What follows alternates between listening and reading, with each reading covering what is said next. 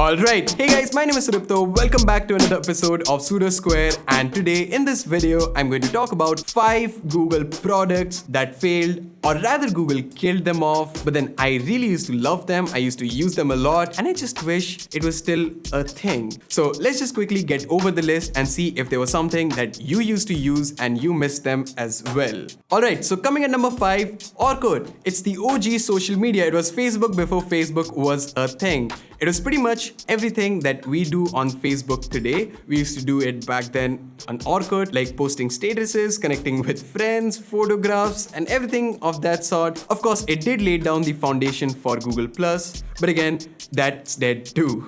At number 4, Google Helpouts. Not to be confused with Google Hangouts, Helpouts was basically a user-led online help desk for anything and everything where providers could get paid for offering online support and tutorials. Although we never really got paid because the payment thing never came to India, but then I was betting on it big time. At number 3, drum rolls please. It was Picasa. It was probably the perfect photo viewing and organizing application. It used to optimize and load up images real quick. It was free. Hands down, my favorite image organizer of all time. Now, Google discontinued the desktop program back in 2016 to make some room for Google Photos. Without a doubt, it is one of the best cross-platform image organizer. But then, till date, I still moan for Picasa and I really wish it was still a thing. At number 2, the Project Ara. It was quite short-lived but futuristic. It was based off of an internet video called Phone Blocks. It was supposed to replace the current generation of smartphone with modular phones. Just like swapping out different parts from your desktop PC and upgrading it with a better one, the idea was to have a modular phone where you could swap out parts according to your needs. For example, if you broke your screen, you could just replace the screen module. If you're big on smartphone photography, you could just swap out the camera module with a better camera.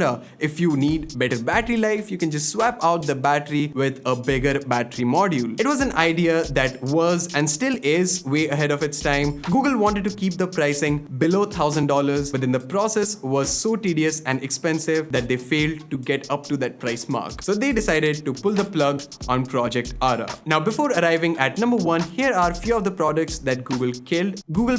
Believe it or not, the community on Google+ was small, but then it was a very strong community. Google Goggles. It was later replaced by Google Lens, so not that bad. Google Tango.